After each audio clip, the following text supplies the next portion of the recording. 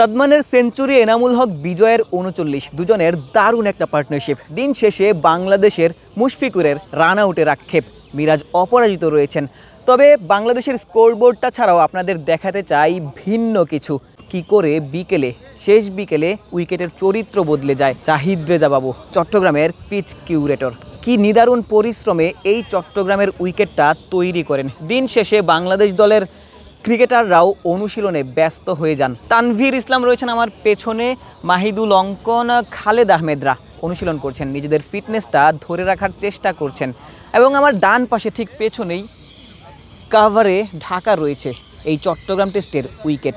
গোটা দিন জুড়ে এই উইকেটেই কত গল্প লেখা হয়, একটা দলের জয়ের আনন্দ লেখা হয়, কিংবা কোনো একটা দলের হতাশার গল্প। আগামীকাল বাংলাদেশ দলের জন্য দারুণ একটা দিন হতে পারে, কিংবা ব্যর্থতায় ভরা কোনো গল্প বলা হতে পারে। মেহেদী হাসান মিরাজ যদি তিনি দারুণ একটা শুরু এনে দিতে পারেন, বাংলাদেশের লিডটাকে আরও একটু বড় করতে পারেন, তবে বাংলাদেশ দল জিম্বাবুয়ের বিপক্ষে জয়ের স্বপ্ন দেখতেও পারে। তবে দ্বিতীয় ইনিংসে জিম্বাবুয়ে যখন ব্যাটিং করবে, তখন এই মেহেদী হাসান মিরাজদেরই দায়িত্ব নিতে হবে, তবে সেটি বল হাতে। তাইজুল ইসলাম প্রথম ইনিংসে 6টা উইকেটের দেখা পেয়েছেন। আরও একবার যখন টেস্টের তৃতীয় কিংবা চতুর্থ দিনের গল্প আমরা বলবো, তখন স্পিনারদের গল্পই বারবার ভেসে আসবে, কারণ স্পিনাররাই এই ধরনের উইকেটে দারুণ কার্যকর হতে পারেন।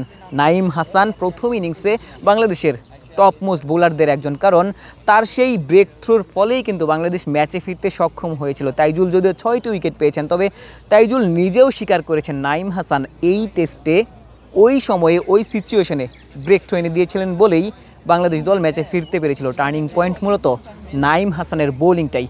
তবে আগামীকাল বাংলাদেশ দল কত দূর ব্যাটিং করতে পারে, বাংলাদেশের লিডটা কত বড় করতে পারে, সেটি নিয়েই আমরা আসলে আলোচনাটা করতে চাই। বাংলাদেশের মিরাজকেই আসলে সবথেকে বড় অবদানটা রাখতে হবে। টেলেন্ডারদের নিয়ে তিনি ব্যাটিং করবেন।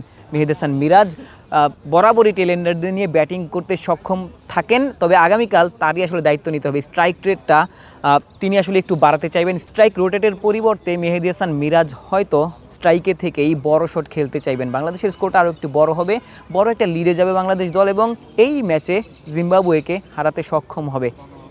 চট্টগ্রাম থেকে আশিক সারোয়ার, নিউজ 24।